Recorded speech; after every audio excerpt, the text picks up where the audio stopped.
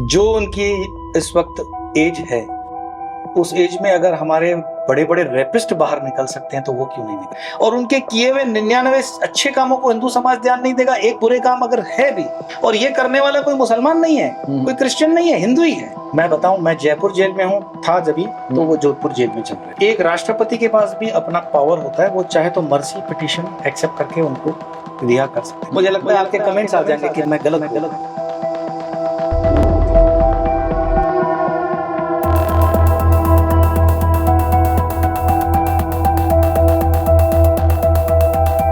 अगर हम कहें कि कोई धर्म गुरु अगर जेल में जाते हैं तो क्या उसका दूसरा मतलब भी हो सकता है कि उन्होंने ये चीजें अपने लिए मांगी हैं कि वो एकांतवास में रह के पूजा साधना इस पर ध्यान देना चाहते हैं? मैं मास्टर जी बहुत घुमा करके बात नहीं करता हूँ। मैं आपको सटीक उदाहरण के साथ बात करूं कि ये आप आशाराम जी महाराज के साथ ही ले लो।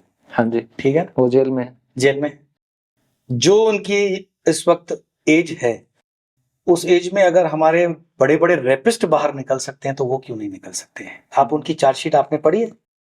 उसमें कहीं पे वो उल्लेख नहीं है कि उन्होंने कुछ किया है। आप स्टेटमेंट पढ़ो, with all due respect to judiciary and supreme court, कि आपने पॉस्को लगाया है, ठीक है, लेकिन चार्जशीट के हिसाब से आपको पढ़ोगे, आपका विवेक है ना, विवेक से इस्तेमाल करो और उनकी आयु को देखो।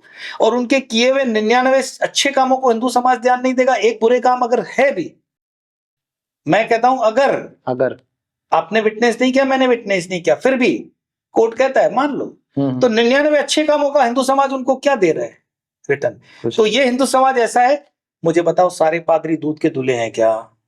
आपके सारे मुल्ले जो हैं मदरसों में भ्रष्टाचार नहीं है क्या? सिर्फ हिंदू संतों के ऊपर मीडिया, सिर्फ हिंदू संतों के ऊपर ये चैनल काम करेंगे और हिंदू संतों को आप टारगेट करके साबित क्या करते हैं? और ये करने वाला कोई मुसलमान नहीं है, कोई क्रिश्चियन नहीं है, हिंदू ही है। और वो हिंदू कौन है जो वास्तव में हिंदू है? I doubt. तो मुझे लगता है कि हरि अनंत हरि कथा अनंता। मैं कुछ इसमें अथॉरिटी नहीं हूं कहने की। तो चार्जशीट की जो आपने बात की थी, आपने खुद उनकी चार्जशीट पढ़ी है आशाराम जी? मैंने आशाराम जी की चार्जशीट पढ़ी है। मैं बताऊं, मैं जयपुर जेल में हूं, था जब भी, तो वो जोधपुर जेल में चल रहे थे। ठीक है। वे भी शायद मुझे लगता है वो जोधपुर जेल में ही हैं। और एक होता है ना, आप जब जेल में आ जाते हो तो फिर आपके पास दूसरा काम ही नहीं है, लीगल आपको एक्सपर्टाइज मिल जाती है, बहुत कुछ आपका नॉलेज बढ़ जाता है ना, सारी इंद्रियां काम पे लग जाती है। बिल्कुल। तो उस चार्जशीट को जब मैंने पढ़ा, मुझे उस चार्जशीट में ऐसा कोई दम नहीं लगा कि जिस तरह से आज वो प्रताड़ित किए जा रहे हैं, मुझे लगता है नहीं। एक राष्ट्रपति के पास भी अपना पावर होता है, वो चाहे तो मर्सी पिटीशन एक्सेप्ट करके उनको रिहा कर सकते हैं, क्योंकि उनका योगदान है राष्ट्र के अंदर।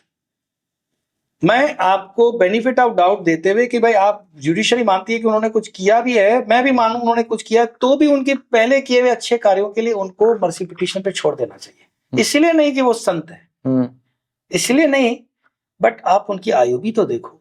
उनसे समाज को इस स्टेज पे क्या खतरा है भाई?